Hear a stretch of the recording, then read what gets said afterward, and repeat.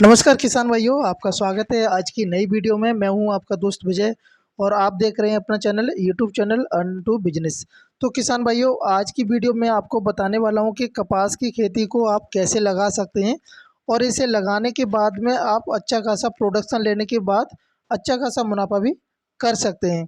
किसान भाइयों, एक्चुअल में होता क्या है कि अभी अप्रैल का महीना चल रहा है, तो आप कपास की खेती को अप्रैल के महीने में या और मई और जून में, तीनों महीने में कभी भी आप लगा सकते हैं। लेकिन जून में आपको 15 से पहले लगाना चाहिए, क्योंकि अगर आप जल्दी लगा दोगे तो कल्टीवेशन होने के बाद में आपकी फसल घर पे जल्दी आ जाएगी। किसान भाइयों, आपसे मेरा निवेदन है कि अगर आपने मेरा चैनल सब्सक्राइब नहीं किया तो सब्सक्राइब कर दें और घंटी जैसे बटन को ज़रूर दबा दें, जिससे कि वीडियो की नोटिफिकेशन आपको कंटिन्यू मिलते रहेंगे। तो किसान भाइयों, वीडियो स्टार्ट करते हैं। जो कपास की खेती को हम नॉर्मली भाषा में बोल देते हैं, इसको वाइट गोल्ड भी कहा जाता है। तो किसान भाइयों, कम लागत में और ज़्यादा प्रोडक्शन आप कैसे ले सकते हैं कपास की खेती से, आपको इस वीडियो में पूरी जानकारी मिलने वाली है और वीडियो में आप कंटिन्यू बने रहेंगे तो आपको फुल जानकारी मिल जाएगी। तो सबसे पहले बात करते हैं, जो हमारा अनुकूल समय होता है वो मैंने बता दिया, अप्रैल और मई में नरमा यानी कपास की खेती को आप लगा सकते हैं, क्योंकि ये बहुत अच्छा समय होता है, सूटेबल टाइम होता है। दूसरा पॉइंट हम लेते हैं तापमान। तो किसान भाइयों, तापमान कपास की खेती के लिए कोई उच्चतम नहीं माना गया है, जो कि न्यूनतम तापमान 15 से 21 सेंटीग्रेड होना चाहिए और अधिकतम 32 से 40 तक भी पहुंच जाता है तो कोई दिक्कत नहीं होगी और ये टेम्परेचर काफ़ी अनुकूल भी माना जाता है। अब आता है भूमि का हम चयन कैसे करेंगे और भूमि की जो पीएच वैल्यू वो कितनी होनी चाहिए, क्योंकि ये जो कपास की खेती है भूमि पर बहुत ज़्यादा डिपेंड रहती है, क्योंकि किस मिट्टी में करनी चाहिए और उस खेत की उर्वरक शक्ति कितनी है और कैसी है। तो किसान भाइयों, जो इसकी पीएच वैल्यू भूमि की होनी चाहिए 5 से 6.5 पीएच वैल्यू बेस्ट होती है। अगर इससे कम है तो आपको अपने खेत की उर्वरक शक्ति को बढ़ाना पड़ेगा। होता क्या है कि किसान भाई लगातार एक ही खेती को करते रहते हैं, लेकिन किसान भाइयों आपको ऐसा नहीं करना है। अगर आपने 2 साल कपास कर लिया है तो उस खेत में आपको दूसरी फसल को करना चाहिए, जिससे कि जो खेत की जो उर्वरक शक्ति है वो कम नहीं होनी चाहिए। अगर आप ऐसा करते हैं तो भूमि की जो उर्वरक शक्ति है वो कंटिन्यू बनी रहेगी और अगर आप एक ही फसल को कंटिन्यू करते रहेंगे तो आपकी खेत की जो मिट्टी है वो भी ख़राब हो जाएगी और उसमें कोई भी फसल आपको ज़्यादा प्रॉफिट और प्रोडक्शन नहीं दे सकती। जो कपास की खेती के लिए जो मिट्टी चुनी गई है, सबसे ज़्यादा चिकनी मिट्टी अच्छी होती है और दोमट मिट्टी में भी आप कर सकते हैं। लेकिन किसान भाइयों, आपको एक सबसे पहले एक ध्यान रखना होगा इस खेती के लिए कि आपके खेत में कहीं जल भराव नहीं होना चाहिए। अगर जल भराव होता है तो पौधों में बहुत ज़्यादा नुकसान होता है। किसान भाइयों, एक कपास की खेती एक नन्ही फसल है, जो कि नॉर्मल और हम वाइट गोल्ड भी कहते हैं। इसकी भारत में सबसे ज़्यादा जो खेती 9.4 मिलियन हेक्टेयर भूमि पर निकाला यानी फसल को निकाला जाता है। वहीं राज्य की बात करें तो गुजरात में सबसे अधिक होता है, उसके बाद में हरियाणा और पंजाब, राजस्थान, एमपी जैसी जगहों पर भी होता है, लेकिन सबसे ज़्यादा गुजरात से निकाला जाता है। अब चौथा पॉइंट आता है कि कपास की जो वैरायटियों का आपको चयन कैसे करना है और कौन सी वैरायटी अच्छी है। तो किसान भाइयों, सबसे पहले मैं आपको बता दूं, बीटी कॉटन आता है, शंकर कॉटन आता है और देसी कॉटन आता है, यानी कि देसी कपास, शंकर कपास और बीटी कपास। तो सबसे पहले बीटी कॉटन जो राशि है 77-3 वैरायटी, आप इसको भी लगा सकते हैं, या बीटी कॉटन राशि 77-6 वैरायटी ये भी लगा सकते हैं।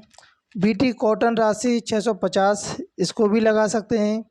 और चौथी आती है यूएस एग्री सीड 51। पाँचवीं है अजय 555 बीटी कॉटन। ये जो मैंने वैरायटी बताई है वो आपकी 155 से 165 दिन में तैयार हो जाती हैं। अब किसान भाइयों, उत्पादन की बात करते हैं तो 1 एकड़ से आप 15 से 18 पर कुंटल के हिसाब से निकाल सकते हैं। वो भी डिपेंड करता है कि आपने कौन सी वैरायटी लगाई है। जहाँ तक मैंने आपको ये 5 वैरायटी बताई हैं वो बेस्ट हैं। ये 15 से 18 आपको देकर जाएगा, यानी कि आप इतना प्रोडक्शन तो निकलेगा मिनिमम।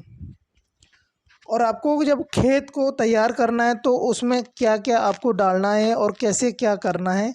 सबसे पहले आपको अपने खेत में पानी से सिंचाई कर देनी है। सिंचाई कर देने के बाद में उसमें सबसे पहले गहरी जुताई करवानी है और उसके साथ में पाटा भी होना चाहिए पीछे, जिससे कि खेत समतल हो जाएगा। उसके बाद में अगर आपके पास गोबर की पकी हुई खाद अब है बात तो करते हैं 4 से किसान 5 भाइयों, ट्रॉली एक एक एकड़ एकड़ में में बीज डाल कितना दीजिए। चाहिए होगा। और तो उसके एक फिर एकड़ में जुताई 800 करवा से देने के 900 बाद में ग्राम आपको रूटावेटर भी बीज चलवा बोने की जरूरत दीजिएगा। पड़ेगी।